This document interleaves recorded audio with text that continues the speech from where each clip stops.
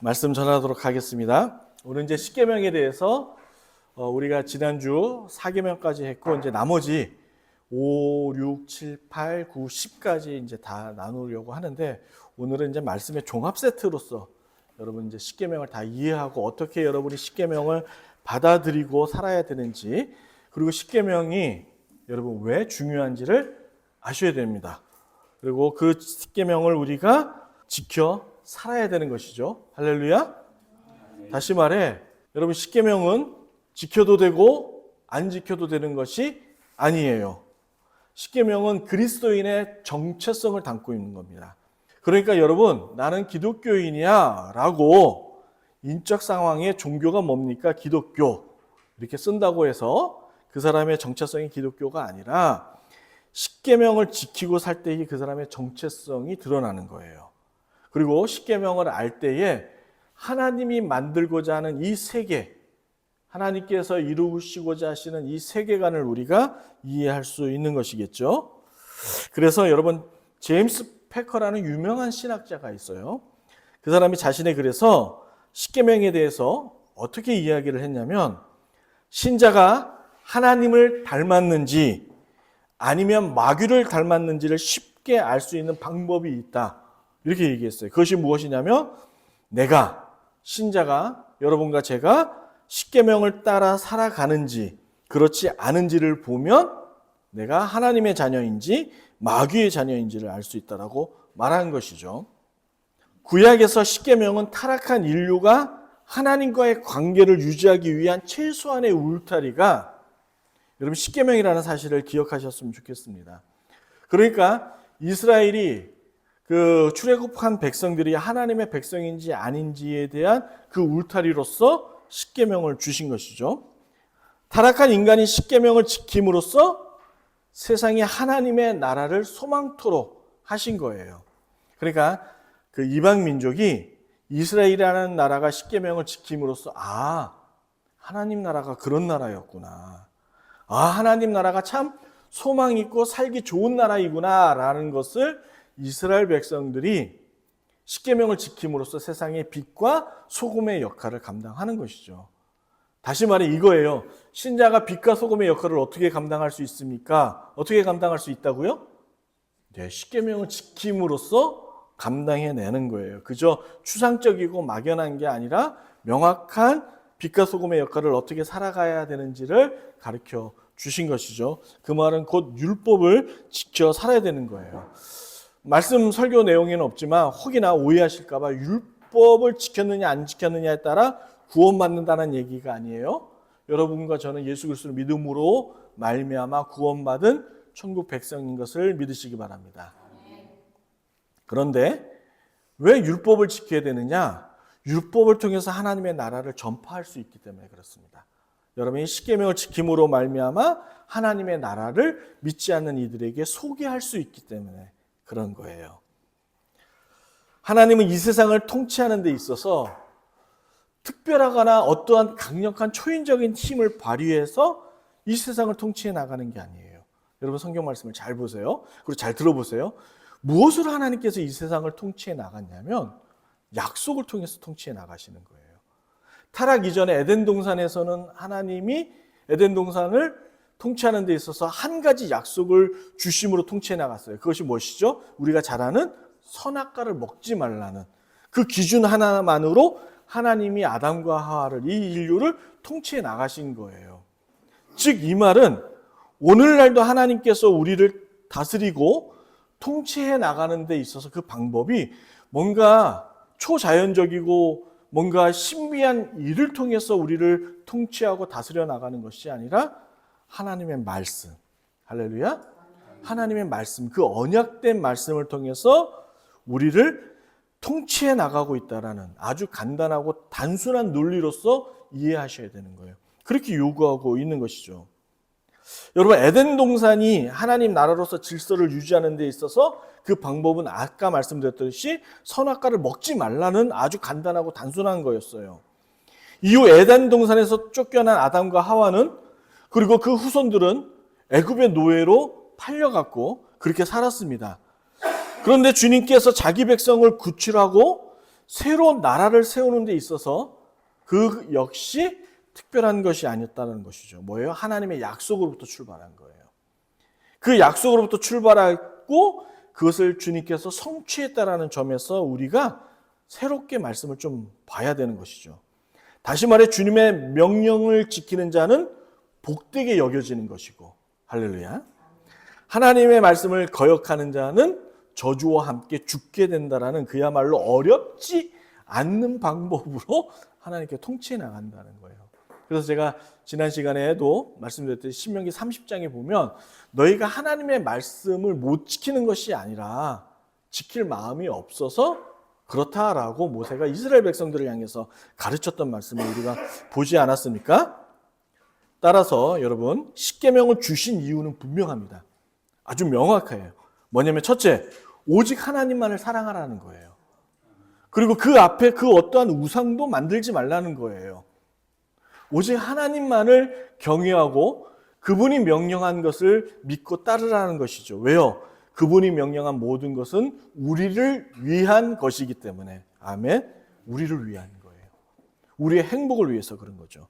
그러하기 때문에 주님의 이름을 망정케 일컬어서는 안 되는 거예요. 다시 말해 주님의 이름을 거룩하게 부르기를 원하시는 거예요. 이 말은요 뭐냐면 하나님의 말씀을 지킴으로 인해서 그 하나님의 말씀이 세상 가운데 빛나기를 원하시는 거예요. 신자가 내가 기독교인이라고 얘기하면서 크리스찬이라고 얘기하면서 전혀 말씀과 다른 세상 속에서 살아간다면 하나님의 이름이 어떻게 되겠어요? 땅에 떨어지죠. 오늘날 그런 모습들이 우리가 보고 세상들이 우리를 향해서 손가락하지 않고 있지 않습니까? 여러분 이제 다음 주 10월 27일이면 광화문에서 100만 기독교 회개 운동을 벌인다고 해서 지금 이제 특별하게 기독교의 큰 교회들이 중심으로 해서 이제 운동, 무브먼트를 벌이고 있단 말이죠. 그런데 그 안에 이제 댓글들을 쭉 살펴보면 혹시 보신 분들 계시겠지만 지지하거나 찬성하시는 분들도 있지만은 반대하시는 분들도 상당수 있는 것을 보게 되지 않습니까? 그 중에 하나가 반대하시는 분들의 논리가 무엇이냐면, 그리고 그 반대하시는 분들에는 의외로 기독교인들이 상당수 많이 계세요. 왜 반대하시냐면 다른 게 있어서 반대하는 것이 아니라 동성애 잘못된 거 안다. 성경이 거부하는 거 안다. 죄라는 거 말하고 있는 거 안다. 그 전에 있어서 한국교회가 먼저 세상 앞에 도덕적으로 윤리적으로 깨끗해야 되지 않느냐라는 주장인 것이죠.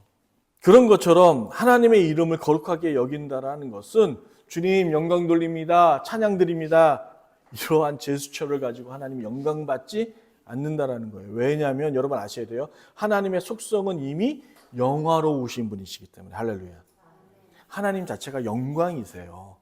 우리가 영광을 돌리느냐 안 돌리느냐에 따라 그리스 신화의 제우스 신은 찬양을 해야 그가 빛이 나고, 그리스 신화의 신들은 그렇지만 하나님은 그런 분이 아닌 거예요. 그런 신과 다른 거예요. 하나님은 자체로서 빛이시고 영광이시고 영화로우신 분이세요. 그럼에도 불구하고 그의 이름을 망령케 일컫지 말고 거룩히 부르시기를 원하시는 것은 하나님의 나라야말로 우리 인간이 살기에 참으로 좋은 나라이기 때문에 그렇습니다. 그래서 하나님의 이름을 따라 사는 그 백성을 보고 하나님의 나라가 비로소 나타나고 드러나게 되는 것이죠. 이어서 안식일을 비롯한 모든 계명은 지금 말씀드렸던 것처럼 인간으로서 지켜야 될 도리를 이야기하고 있는 거예요. 도리가 뭐예요? 기본적인 삶의 바탕인 거잖아요. 그 명령을 지킴으로 말미암아 이 세상이 빛이 나는 거예요. 이 세상이 영화롭게 되는 거예요. 따라서 십계명은 하나님 자신을 위한 게 아니에요. 여러분 오해하지 마세요. 우리에게 주신 하나님의 말씀은 당신을 위해서 쓰신 것이 아니라 뭐라고요? 우리의 행복을 위해서 우리의 최소한의 인간으로서 살만한 조치로서 명령하신 것이 바로 십계명이라는 데서 우리가 도전받게 되는 거예요. 여러분 그러면 이제 오늘 십계명 중에 5번째 계명을 봅시다. 5번째 계명이 뭐죠? 외우기 쉽게 제가 제 책에 보면 이렇게 썼어요. 오륜의 으뜸은 부모를 공경하라. 그렇죠? 오륜의 으뜸은 부모를 공경하라는 거예요. 그런데 여러분 이 공경하라는 단어가 참으로 재밌고 우리에게 큰 도전을 주는 단어예요. 여러분 부모님을 공경하는 것과 하나님을 경외하는 것이 도대체 무슨 상관이 있을까요? 상관이 있다라고 성경은 가르치고 있습니다. 특히 성경은 부모님을 공경한다라는 이 단어를 통해서 하나님의 경외심을 배우게 하고 계세요. 여기서 공경하다라는 히브리어는 카바드입니다. 여러분 이 말 익숙하시죠? 앞서 사무엘상 말씀을 통해서 우리가 자주 들었던 말씀이 익숙한 단어가 카바드예요. 카바드는 오로지 신적인 존재에게만 쓰는 단어가 카바드인데 이 단어를 지금 부모에게 공경하라는 단어로서 동일시하고 있어요. 여기에는 놀라운 비밀이 있습니다. 부모님을 공경하는 일이 곧 하나님의 창조 질서를 유지하는 거예요. 여러분 동성애를 반대하는 이유가 더 이상 생명력이 낳지 않잖아요. 그래서 반대하는 거예요. 어떻게 남자와 남자끼리 새 생명을 출산할 수 있습니까? 여성과 여성끼리 새 생명을 어떻게 만들어낼 수 있습니까? 하나님의 가장 복이었던 출산하여 번성하고 인류를 만들어내는 가장 기본적인 하나님의 창조 질서를 어기기 때문에 죄인 거예요. 그런데 하나님은 이러한 출산의 비밀, 생명력을 만들어내고 번성하는 이 일을 놀랍게도 아담에게처럼 하시지 아니하시고 아담에게 어떻게 만들었어요? 흙을 빚으시고 그 안에 생명을 불어넣어서 짠! 하고 사람이 되었잖아요. 그런데 인류를 계속해서 그렇게 만들어내시지 아니하시고 뭐예요? 남자와 여자가 하나가 되어서 출산하는 놀라운 출산의 신비로서 생명력을 만들어 인류를 번성하게 만드셨다는 것이죠. 여기서 하나님의 비밀이 있는 거고 이 창조 질서가 있는 것이죠. 생명은 누구로부터 이어지는 겁니까? 하나님. 그런데 앞서 하나님에게 이어지기 전에 누구로부터 받는 겁니까? 그렇죠. 부모님께로 받는 것이기 때문에 공경하라라는 것이죠. 그래서 하나님은 부모를 공경하는 것이 곧 하나님을 경외하는 것이다 라고 가르치고 있는 거예요. 그래서 어릴 적 저희 아이들 밥상머리에서 또 부모에게 함부로 하면 하나님께 거역하는 거야 라고 겁박했던 그런 얘기들이 있는 것이죠. 예. 그런 것처럼 바로 부모를 공경하는 것이 하나님을 경외하는 것이다 라고 성경이 우리에게 설명해요. 그래서 여러분 5계명에 특별한 별명이 하나가 붙여져 있습니다. 뭐냐면 권위계명이에요. 권위계명. 그런데 이 권위계명이라고 제가 불리오는 이 별명이 뭐냐면 단순하게 부모뿐만 아니라 여러분 우리 자녀들에게 가르쳐야 될 것이 뭐냐면 학교 선생님, 더 나아가 이웃 어른들 공경해야 될까요? 말아야 될까요? 공경해야 되는 것이죠. 제가 저희 아이들에게 그 학교 다닐 때 가르쳤던 것이 있어요. 선생님이 불러서 혹시 교무실을 가게 될 때에 학교에 있는 자판기에서 500원짜리 캔커피라도 하나 뽑아서 갖다 드리면서 가르쳐 주셔서 감사합니다라고 인사드리고 무슨 용무인지 그 용무를 받아라라고 제가 어릴 때부터 가르쳤어요. 그런데 감사하게도 우리 아이들이 그것들을 받아들이면서 그렇게 학교 생활했던 것이죠. 그래서 그런지 성적은 빼어나고 아주 탁월하지 않았지만은 선생님들이 생활기록부들을 너무 잘 써주신 거예요. 그리고 어떤 한 선생님은 자녀들에게 이런 학생을 자기가 교편생활 가운데 처음 봤다라고까지 써주신 거죠. 그래서 대학 입시할 때에 상당한 인센티브가 되었던 것을 보게 되는 겁니다. 여러분 다시 말해 부모를 공경하라, 어른을 공경하라는 이 가운데에는 다른 것이 있는 것이 아니에요. 질서가 있는 거예요. 그리고 여러분 어쨌든 간에 어른들은 먼저 앞서서 이 사회에 무엇을 이루신 분들은 그만큼의 노하우와 수고와 또 뭐예요? 여러 가지 어떤 것들을 습득하고 계신 거잖아요. 그래서 여러분 어렸을 때 부모에게 잘하면 누워서도 떡이 나온다라는 말이 있지 않습니까? 그런 것처럼 그런 것이죠. 최근에 제가 뉴스에서 충격적인 사실을 하나 봤습니다. 부부싸움 중에 아내가 남편을 더 환하게 돋구겠다라고 두 자녀를 23층 아파트 실외기에 앉혔던 게 있어요. 이게 실제로 실외기에 이렇게 아이를 앉혀놓은 거예요. 몇 층이라고요? 23층이에요. 여러분 다행스럽게도 우리나라가 아니고 중국에서 일어났습니다. 중국 뉴스에서 우리나라에서 토픽으로 이것들을 다뤘던 거예요.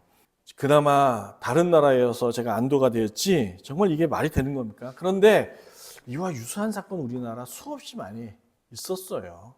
그렇죠? 있었어요. 여러분, 이러한 뉴스처럼 부모로서 자격이 없는 분들도 간혹 보게 됩니다.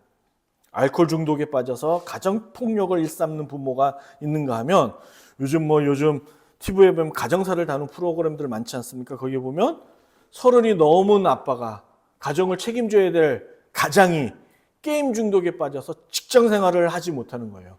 회사에 들어가면 그 휴대폰에 빠져갖고 몇 달이 안 돼서 해고당하는 그런 일들을 보게 되는 것이죠. 그래서 가정을 책임지지 못하는 무책임한 부모를 보게 되는 거예요. 그래서 이러한 가정 속에서 자란 자녀들, 청년들을 저에게 와서 이런 부모도 공경해야 됩니까? 라고 얘기를 하는데, 이런 부모는 일단은 사회적으로 격리시켜야 되는 거예요. 자녀들을. 이런 부모까지 공경해야 됩니까? 라고 했을 때, 부모이기 때문에 마음적으로는 공경해야 되는 것이 맞지만은 사회적으로 분리해서 그 자녀가 안전하도록 조치를 취하는 것이 우선이 되어야 되는 것이죠. 그러나 어쨌든 일반적으로 봤을 때 우리 자녀들 부모를 공경해야 되는 겁니다. 자, 6계명이 뭘까요? 살인하지 말라죠. 사랑하는 여러분, 6계명을 우리에게 주셨다라는 얘기는, 그리고 그 당시 모세의 시대에 이 살인이 엄청나게 빈번하게 일어났다는 거예요. 특히 고대 사회는 오늘날처럼 헌법이라든지 여러 치안 문제가 안정적이지 못했잖아요.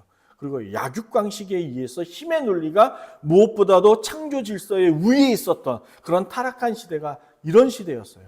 그래서 살인하지를 말라가 있었겠죠. 특히 우리 계신 분 중에 이제 이런 마음을 갖고 계시는 분들도 혹시 있지 않을까 해서 이런 마음으로서 설교를 하는데, 우리가 이 6계명을 하나님께서 우리에게 왜 주셨는지를 알게 된다면 혹 푸념이라도 죽는 게 사는 것보다 낫다, 내가 얼른 죽어야지, 이런 식의 소리는 우리가 하나님을 되게 욕되게 한다라는 사실을 깨닫게 되는 겁니다. 분명 이렇게 푸념하시는 데는 이유가 있습니다. 여러분, 이유가 있어요. 현재 받는 고통과 슬픔이 얼마나 크고 고통스러우면 그러한 하소연적으로 그런 말을 하실까 충분히 이해는 갑니다.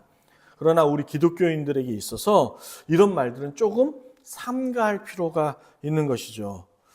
그래서 여러분, 어떻게 되냐면 우리가 이런 마음의 고통을 겪고 계시는 주변 지인들을 만나게 된다면 먼저 그분들의 고통을 우리가 함께 이해하고 또 공감함으로써 위로할 수 있는 실력이 필요할 줄로 믿습니다. 그래서 그가 회복될 수 있도록 그런 분들을 만나면 도와주셔야 돼요. 적극적으로 도와주셔야 돼요. 이게 교회의 역할이고 우리 성도들이 가져야 될 우리 자세인 것이죠. 여러분과 저에게 있어 가장 가져야 될 것이 바로 이런 태도를 통해서 뭐예요? 최고의 전도가 되는 거 아니겠습니까? 어쨌든 간에 이유를 막론하고 생명을 경시하는 태도는 하나님 보시기에 또 성경에서 옳지 않는 태도라는 것을 기억하셔야 하는 겁니다. 그러므로 영혼에 대한 사랑과 공감이 그 어느 때보다 절실하게 필요한 현세대라고 믿습니다. 칭찬과 위로보다 더 큰 힘은 없는 것이죠. 상대에 대한 경멸과 조롱만이 난무하는 이 시대에서 우리 교회가 가져야 될 것이 뭐냐면 이웃을 사랑하고 격려하며 세워줄 수 있는 힘인 줄로 믿습니다. 참 이 얘기하면서 가장 제가 못하는 이야기를 하고 있는 거예요. 뒤에 있는 우리 아내가 그 어느 때보다 저를 빛나는 눈으로 바라보고 있는데 가장 힘든 부분이 이것이죠. 그래서 공동체가 이러한 힘들을 가질 수 있도록 훈련하고 노력해야 될 줄로 믿습니다. 흔히 우리는 생명의 소유권이 내게 있다고 생각을 해요. 그런데 그렇지 않아요. 우리가 당연히 제가 이 6계명을 얘기하면서 이웃을 살해하거나 해하는 일이 나쁘다라는 것은 성경책 외에도 다른 종교에서도 이야기하고 도덕적으로도 가르치지 않습니까?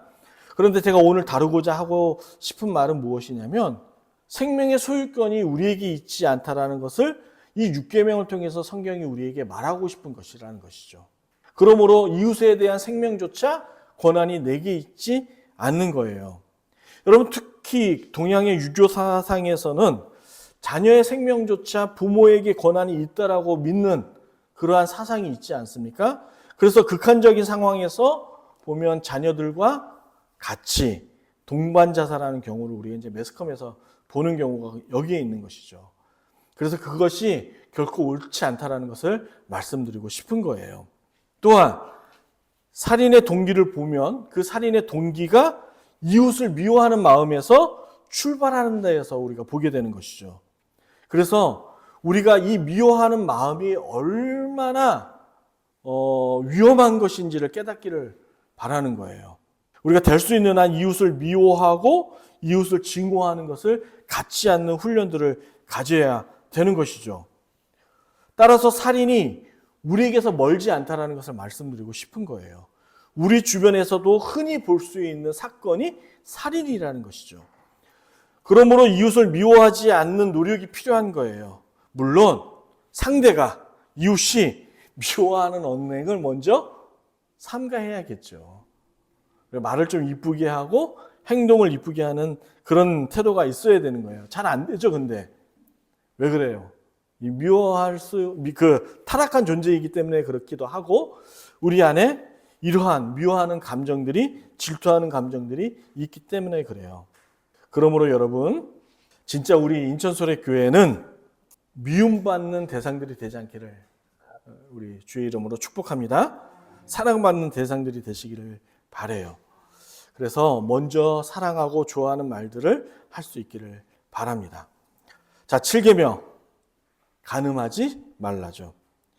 현대 뉴스에서 빠지지 않고 등장하는 뉴스거리 중에 하나가 성범죄 관련한 뉴스예요. 그런 기사를 많이 보게 되죠. 이처럼 성범죄 관련 기사가 자주 눈에 뜨는 이유가 뭘까요? 세상이 하나님을 떠나 있기 때문에 그래요. 그리고 하나님을 떠났다라는 말은 이게 가장 중요합니다. 이웃을 존귀한 존재로 바라보지 못하기 때문에 언제든지 내가 함부로 해도 된다라는 그 만만함이 우리 안에 있기 때문에 그래요. 만만함. 여러분, 얼마 전에 제가 넷플릭스에서 무도실무관이라는 액션 영화를 본 적이 있습니다. 이 줄거리는 보호관찰관이 흉악한 범죄자에 속한 보호관찰 대상자들을 감시하는 데 있어서 위험하잖아요. 흉악범들이 있으니까. 그래서 유단자, 무도인들과 함께 동행하는 그 무도인들, 무도실무관을 다루고 있는 영화예요. 그런데 이 영화 속에서 보면 출소한 범죄자들이 자신이 과거의 범죄를 씻지 못하고 다시 어린아이를 납치해서 성영상물을 촬영하라는 것을 이 주인공이 막는 그 줄거리를 담고 있는 영화가 무도실무관이죠. 재밌어요. 한번 시간이 되시면 보시면 액션도 시원시원하고 또 실제로 이러한 직업들이 있다는 것을 저는 또 영화를 통해서 처음 알게 된 것이었죠. 여기서 이 범죄자들이 갖는 마음들이 대체로 무엇이었냐면 어린아이나 약한 여성들을 함부로 대해도 된다라는 만만함에서 시작되는 거예요. 그런데 이 만만함은 단순히 이웃에게뿐만 아니라 가족에게도 적용이 될 때가 있다라는 것이죠. 이웃에게 상처를 주든 그들의 상처를 받든 그들이 죽든 그들이 망하든 상관이 없는 그저 나만 잘 되면 된다라는 이러한 아주 죄악된 마음에서 비로소 되어진다라는 것이 살인이라는 거예요. 그러므로 여러분, 사람을 존중할 줄 알아야 돼요. 존중할 줄 알아야 돼요. 지금 말씀드렸던 것처럼 제일 먼저 가족을 비롯해서 나와 함께하는 이웃들을 사랑하고 존중할 수 있는 마음을 가져라 라는 것이 살인하지 말라라는 거예요. 그러니까 단순히 행동으로서 이 행동을 하지 않았다가 아니라 그 말 속에 담겨져 있는 하나님의 의도가 있다라는 거예요. 그 의도가 뭐라고요? 이웃을 존중하라는 것이죠. 내가 사람 대접받고 싶으면 너도 내 이웃을 대접할 수 있는 황금률의 기본적인 자세를 가지라라고 우리에게 말씀하고 있는 거 아니겠습니까? 여러분, 8번째 계명은 도둑질하지 말라예요. 팔로써 남의 물건을 훔치지 말라는 것이죠. 여러분, 여기서 도둑질은 형사처벌을 받는 절도는 물론이고 이웃을 속이는 행동조차도 포함해서 말씀하고 있는 거예요. 이 말씀에 있어서 신명기 25장 15절에 보시면, 화면에 보시면 제가 말씀을 기록했습니다. 16절까지입니다. 다 같이 한 목소리로 읽겠습니다. 시작. 오직 온전하고 공정한 정치를 보며 온전하고 공정한 일을 통해서 땅에서 내 날이 이르리라. 이런 일들을 행하는 모든 자, 악을 하는 모든 자는 내 하나님 여호와께 가증하니라. 예. 우리 옛날 지금은 이제 마트나 이런 데서 쌀을 사지만 우리 조금 오래되신 우리 어른들은 예전에 쌀집이라는 게 있었잖아요. 그래서 이제 돼 아시죠? 그런데 옛날 되의 깊이에 따라 이제 한 되면 쌀이 10kg다. 한 대가 10kg가 될 수는 없네. 어쨌든 그렇게 1kg다 그러면 그것을 좀 되를 속여갖고 8kg로. 그렇죠. 그랬던 일들이 많이 있는 거예요. 그런데 성경이 이렇게 저울추를 속이는 것이 하나님을 속이는 것이다 라고 얘기를 하고 더 나아가 도둑질하는 것이라고 이야기하는 것이죠. 여러분, 우리와 같은 이름의 인천에 보면 소래포구라는 어시장 아시죠? 그런데 소비자에게 저울을 속여 장사하는 어시장으로 지금 더 유명하죠. 더 유명한 거예요. 그러므로 물건만 훔치지 않으면 괜찮을 것이다 라는 생각은 하나님 보시기에 옳지 않다는 거예요. 건강한 신앙인이 아닌 거예요. 무엇도 속이지 말아야 되는 거예요? 저울추도 속이지 말아요. 장사할 때 그런 행동들을 하지 말라라고 이야기하는 거죠. 하물며 성경은 어디까지 지금 더 나가고 있냐면요. 이자를 받는 것조차도 옳지 않다라고 이야기해요. 출애굽기 22장 25절입니다. 화면에 보시면 있죠. 함께 읽습니다. 시작. 내가 만일 너와 함께하여 내 백성 중에서 하나님에게 돌을 부어주면 너는 내게 생존자같이 하시며 이자를 받지 말 것이며. 여러분, 어쩔 수 없이 돈을 빌리는 사람들은 대부분 가난한 사람들이겠죠.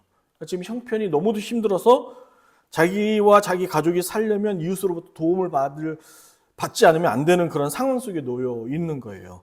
그런데 이러한 상황을 이용해서 이자 받는 행동들을 삼가하라고 얘기하는 것이죠. 더 나아가 이자를 갚지 못할 때 고대 사회는 가족들을 뿔뿔이 찢어서 노예로 팔아서 그 이자를 또 그 원금을 회수하는 그러한 못된 그 일들이 있었던 거예요. 그래서 성경은 이러한 것을 하지 말라라고 얘기하는 것이죠. 여러분, 이렇게 이자를 고리대금으로 받아서 갚지 못하는 사람들 끝끝내 극단적인 상황에 이르기까지 하죠. 어떻게 합니까? 스스로 목숨을 끊는 분들도 보게 되는 거예요. 그런데 여러분, 이게 단순히 도적질로 끝나는 것이 아니라 무엇도 적용되냐면 내가 직접 그를 칼로 찔러 죽이지 않았다 할지라도 성경은 하나님은 그들을 향하여 살인했다라고 이야기하는 거예요. 따라서 성경은 과도한 이자를 받아 이웃이 고통에 처하도록 만드는 것 역시 도둑질했다라고 가르치고 있는 것이죠. 자, 9계명입니다. 거짓말하지 말라는 거죠. 구차하게 거짓말하지 말라. 성경에서 거짓말은 생활 속에서 웃어 넘길 수 있는 그러한 사소한 거짓말을 이야기하고 있는 것이 아니에요. 여러분, 아내와 TV를 보고 있는 가운데 TV 속에서 드라마는 여주인공이 너무도 어여쁘게 나온 거예요. 아내가 묻습니다. 여보, 저 연예인이 예뻐, 내가 예뻐? 라고 물었을 때 우리 장모님도 어떻게 대답해야 돼요? 성경에서 거짓말하면 안 된다고 했어. 그러니 저 연예인이 예뻐. 이렇게 말하면 안 되는 거죠. 아내가 예쁘다고 말해야 돼요. 그치, 준현아? 그치? 그렇게 얘기를 해야 되는 거예요. 다 그렇게 얘기할 수 있는 실력이 있어야 되는 거예요. 여러분, 하물며 출애굽기 1장 18절에 보면 애굽의 왕이 산파를 불러 그들에게 이르되 너희가 어찌하여 이같이 남자 아기를 살렸느냐? 산파가 바로에게 대답하여 히브리 여인은 애굽 여인과 같지 아니하고 건장하여 산파가 그들에게 이르기 전에 해산했다라고 하매 하나님이 그 산파들에게 은혜를 베푸시니 그 백성은 번성하고 매우 강해지니라. 지금 이게 무슨 말씀이냐면 바로가 모든 남자아이를 죽이라고 했는데 산파는 이 아이들을 살리기 위해서 지금 뭘 한 거예요? 거짓말을 한 거죠. 그렇죠? 이 거짓말을 통해서 오히려 하나님은 이 산파들을 어떻게 했다고요? 복 주시고 강성하게 하신 거예요. 그러니까 거짓말을 우리가 분별할 수 있어야 되는 것이죠. 여기서 거짓말이란 화면에 보시면 이익을 취하기 위해서 여기 빠졌는데 이익을 취하기 위해서 말로 속이는 행동, 우리가 사기꾼 할 때 사기치는 목적으로서 하는 것을 이야기하고 있는 거예요. 그러므로 이 같은 행동은 절대로 하나님이 복을 주실 수 없는 행동인 것이죠. 반드시 기억해야 되는 거예요. 자, 바로 이어갈게요. 마지막 이제 10번째 계명입니다. 여러분 십계명이 10가지로 이렇게 분리되어서 구분되어져 있는데 여러분 이걸 그렇게 보시면 안 돼요. 십계명 하나예요. 하나예요. 그리고 이 십계명을 범죄하는 이 모든 원인의 근원이 어디 있느냐? 10번째의 계명에서 하나님이 설명하고 있는 거예요. 그것이 뭐냐면 보세요. 이웃의 집과 이웃의 아내와 이웃의 남종과 여종 그리고 가축 등 이웃의 소유를 탐내지 말라. 그러니까 살인하는 범죄, 거짓말하는 것들, 이 모든 것들이 어디서 비롯되었다고요? 탐심에서 비롯된 거예요. 탐심에서. 사랑하는 여러분, 이 마지막 10번째 계명은 앞서 설명드린 모든 계명의 종합 세트예요. 그래서 이웃의 집의 아내와 남종과 여종과 가축과 이것들을 이웃의 것을 모두 그 소유를 탐하는 데서 되었다라고 지금 설명하고 있는 것이죠. 따라서 뭐예요? 탐심을 버리라고 얘기를 하는 거예요. 십계명을 지키기 위해서 가장 우선되어야 될 것이 뭐냐면 탐심을 갖지 않는 거죠. 탐욕을 버리라는 거예요. 여러분, 사무엘 하에 보면 11장에 보면 재미난 얘기가 있습니다. 여러분이 너무도 잘 아는 다윗과 밧세바가 첫 대면하고 만난 이야기가 있죠. 여러분, 우리아의 아내 밧세바가 한낮에 이제 옥상에서 목욕하죠. 그 여인도 참 희한해요. 그렇죠? 왜 옥상에서 대낮에 훤히 보이는 곳에서 목욕을 했는지. 그리고 우리의 아내 밧세바는 다윗의 궁전과 가까운 거리에 있어요. 그러니까 옥상에서 다윗이 봤을 정도라는 것은 그렇잖아요. 가까운 거리상에 있는 거예요. 그래서 그건 제 피셜입니다.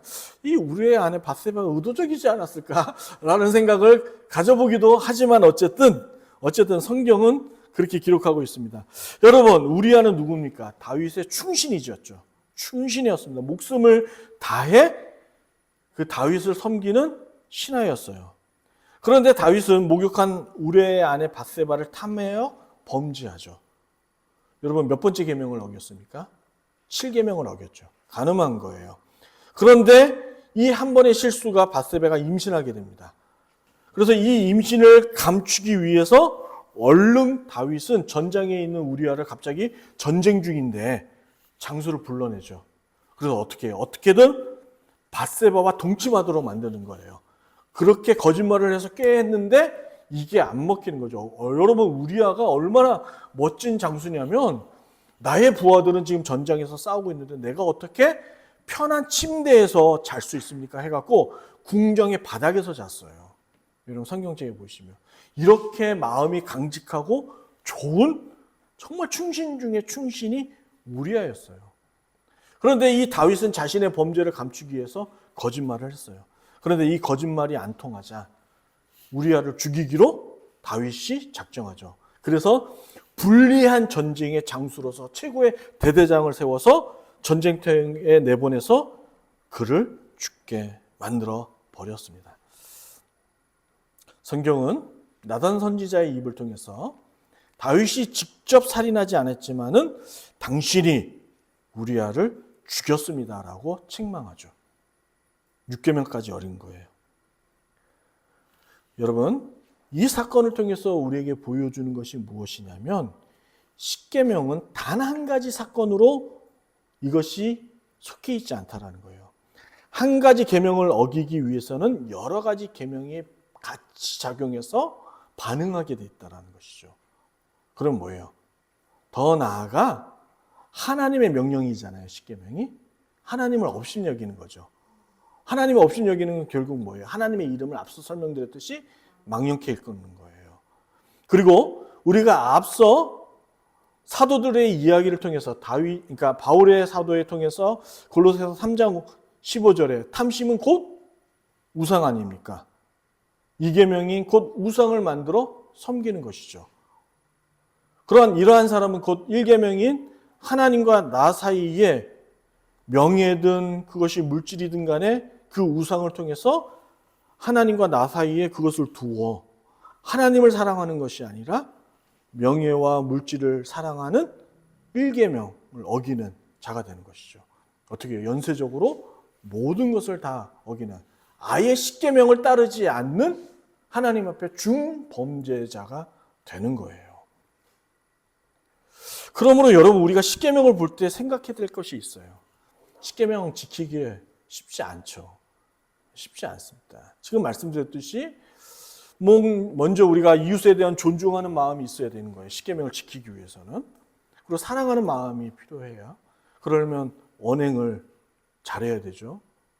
하물며 사랑해서 만난 내 아내에게도 사랑하는 말과 그 아내가 좋아하는 말보다도 간혹 아내의 귀를 거스르게 하는 말들을 더 많이 하지 않습니까? 어기는 거예요. 그래서 이 십계명을 어기는 자기 자신을 보고 우리는 무엇을 깨달아야 됩니까? 하나님 앞에 나아갈 수 없는 존재이라는 것을 도전받게 되는 거예요.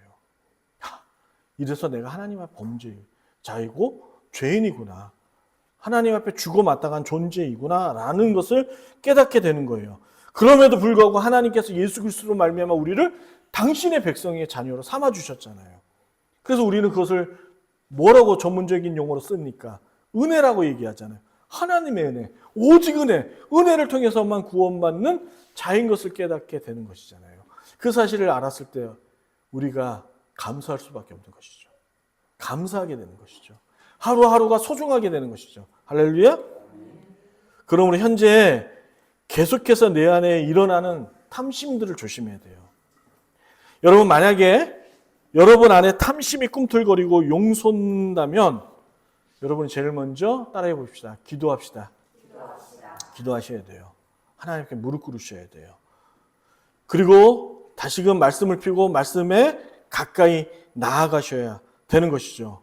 이같이 자신을 점검함으로 말미암아 여러분 어떻게 되냐면 세속화가 되는 기독교인을 방지해야 돼요. 내가 혹시 세속화가 되어가는, 여러분 세속화가 된다는 것이 다른 것이 아니라 마냥 그냥 종교일 입에 세속화가 된 거예요.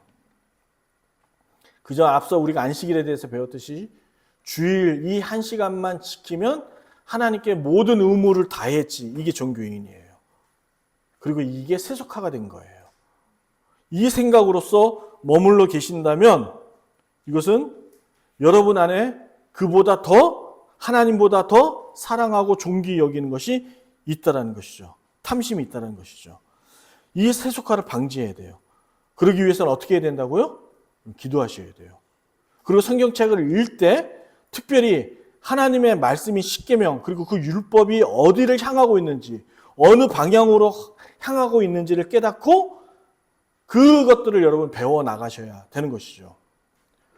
하나님이 이루고자 하시는 하나님의 나라가 어떤 가치와 기준으로서 적용되는지를 깨달아야 하신다는 말씀이에요. 그래서 여러분들이 그 기준에 맞춰 그 가치에 맞춰 살아야 된다는 것을 말씀드린 거예요. 할렐루야. 여러분 다음으로는 여러분들이 여러분 안에 탐심과 어떤 이웃에 대한 그 마음들을 갖기 위해서는 제가 웃음밖에 안 나오는 건데 왜냐하면 저에게 적용되는 말씀이기 때문에 따라해 봅시다. 공감의 능력을 키우자. 공감의 능력을 키워야 돼요. 이 말씀은 여러분 상대를 이해하는 데서 비롯되는 거예요. 상대를 이해하는데 이해할 수 있어야 돼요. 이해하기 위해서는 그의 환경과 상황들 그리고 그가 자랐던 백그라운드 그러니까 그 자란 환경들 가정 환경들까지도 다 이해해야 돼요. 그러니까 교회 공동체는 소모임들이나 이런 것을 통해서 이걸 함께 나누고 그 이웃을 이해하는 과정에서 비로소 어떻게 돼요? 하나님의 나라가 형성되고 공동체가 세워져 나가는 것이죠. 여러분 TV나 주변에서 공감 못하는 사람들을 역추적해 보면 가정에서 부모에게 그러한 것들을 배우지 못했다라는 것을 우리가 도전받게 되지 않습니까? 깨닫게 되죠. 특히 아버지로부터 공감하는 말을 들어보지를 못한 거예요. 그 자녀들이. 그래서 공감할 수 있는 실력이 그 자녀들에게 없는 거죠. 여러분 분명히 특히 옛날에는 먹고 사는 그 현실 속에서 그런 어려움들이 있었다는 것을 충분히 이해합니다. 여러분 옛날 우리 부모님들이 어떻게 감성적이고 또 이런 또 낭만적인 말을 하면서 살아갈 수 있었겠어요. 얼마나 힘든 시대를 살았겠습니까? 그럼에도 불구하고 성경은 이해할 수 있는 실력을 우리에게 요구하고 있어요. 그래서 이런 것들을 가질 수 있도록 우리가 훈련하고 또 배워 나가야 한다는 것이죠. 그러므로 여러분 우리 인천소래교회는 정죄와 판단이 난무하는 교회가 아닌 이웃에 대한 이해와 공감이 먼저 발동되어지고 작용되어지는 교회가 되어질 수 있기를 주의 이름으로 축복합니다. 아멘. 그것이 우리가 가져야 될 실력이고 그것이 있을 때 비로소 전도가 되어질 수 있다라고 저는 생각해요. 그래서 여러분 이제 11월 17일이면 우리가 이제 소래마을 대잔치라고 우리가 이제 전도 축제를 하는데 저는 여러분에게 뭐 누구 데리고 오세요 뭐 이러고 데리고 오면 좋죠. 그래서 성장하면 좋은데 먼저 우리가 부응했으면 좋겠습니다. 나 자신이 먼저 예수의 그 그리스도의 사랑으로 말미암아 성장하고 부응했으면 좋겠어요. 그런데 그 부응과 성장의 기준 그 모습이 어떻게 변화된 모습을 알 수 있느냐? 얼마나 내 입속에서 내 마음에서 이웃을 향한 공감과 이해와 사랑이 흘러나오느냐. 이것을 보면 알 수 있거든요. 그러면 여러분 내가 일상 속에서 생활 속에서 만나는 내 이웃들이 나의 이 사랑스러운 언어와 로맨틱한 이 말들을 통해서 얼마나 그 이웃의 마음이 녹아나겠어요. 그렇잖아요. 녹아나겠어요. 그러면서 그 녹아남 속에서 나와 함께 자연스럽게 관계가 이루어지고 그 관계 속에서 나를 통한 하나님의 나라를 발견하지 않겠습니까? 그러면 당신이 다니는 교회가 어디일까? 나도 궁금한데 한번 같이 가보고 싶다라는 말을 듣지 않을까요? 아멘. 그러므로 이러한 사람이 될 수 있도록 먼저 우리가 성장했으면 좋겠어요. 그런 의도에서 십계명의 이야기를 여러분과 짧은 시간이지만 나눈 겁니다. 여러분 제가 쓴 책들을 좀 더 읽어보시고 조금 더 유명하신 분들의 유튜브를 통해서 또 이야기를 들어보시면 어떻게 우리가 교회를 세워가고 하나님 나라를 세워가는지를 알 수 있을 것입니다.